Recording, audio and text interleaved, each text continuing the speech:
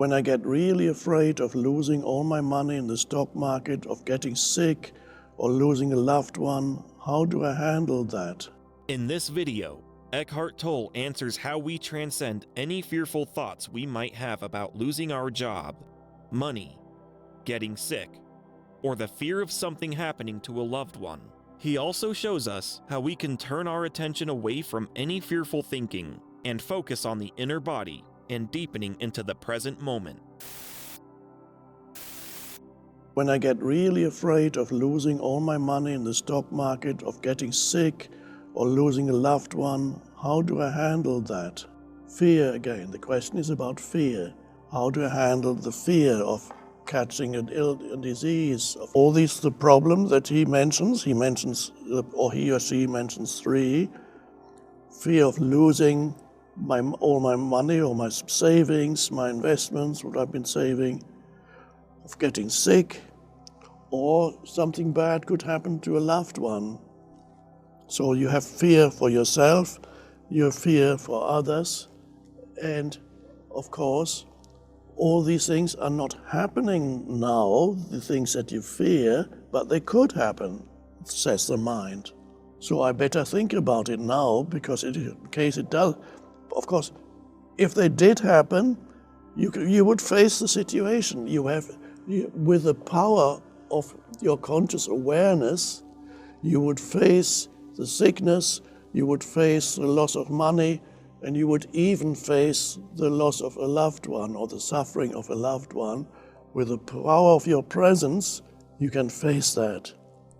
But what you cannot do, you cannot overcome these problems or face them because they only exist in your imagination. They haven't even happened yet. Therefore, there's absolutely nothing you can do about them. In fact, they will simply amplify. The more you think about them, the more they become amplified. It's a totally illusory realm that is making you suffer.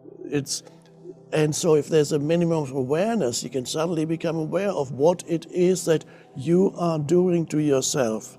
Well, it's not that you're voluntarily doing it to yourself, but one could say it is happening to you. So you become aware of what is happening to you, because the thoughts in your mind, virtually all the thoughts in the absence of awareness, happen to you. They are not voluntary. So people say, I think this, I think. You don't think, the thinking happens to you. When you're not aware, you're at the mercy of thought. You are at the mercy of the energy field, what we call thought. It lives in you. You are possessed. You don't know it. The moment you realize it, that this is not the fearful thinking, isn't something that you do, because if it's something that you do, you say, yeah, I'm doing it, but I can't stop it. No, you are not doing it. It happens to you. So some people say, well, perceive it as, well, why am I doing this to myself? Well, that's already, it's a good first step. Why am I making myself suffer by thinking all that? And then the next step is you realize, well, it's not really me doing it. It's the self-serving thought forms that are swirling around in my mind continuously, that are making me unhappy, that have no useful purpose. I'm not helping myself or anybody by thinking these things, by projecting bad things that could happen. And so with the awareness of what's going on in your mind comes the first time a moment of freedom, because before you had no free will. Without awareness, you have no free will. You're at the mercy of a conditioned mind. So what do? So you have recognized that what's been happening to you fulfills no useful purpose. That's an important realization, because before there is an assumption in the unconscious mind that unless you worry a lot, then you're not controlling your life.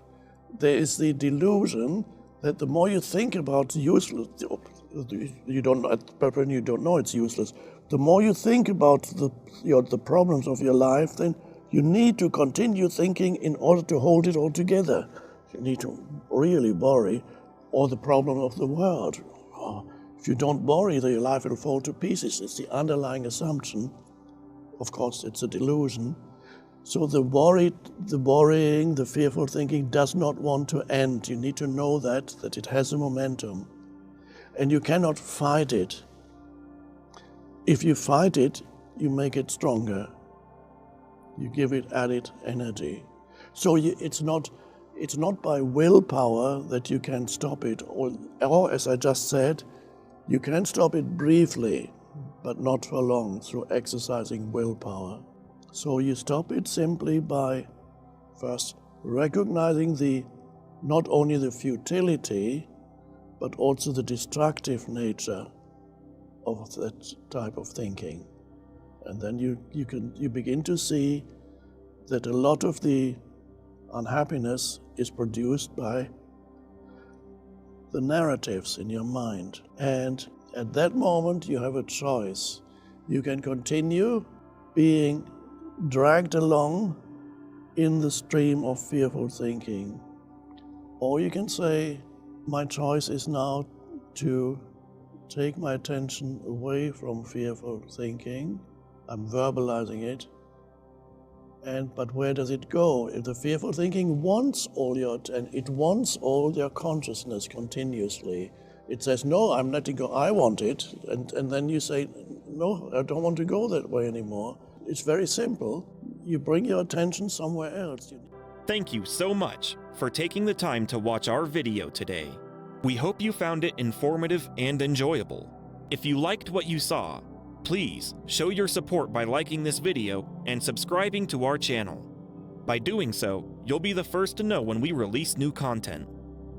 We love creating content that inspires and educates, and we want to reach as many people as possible. By liking and subscribing, you'll be helping us achieve that goal. So if you want to stay up to date with our latest videos and join our community, hit that subscribe button now. Thanks for watching, and we'll see you in the next video.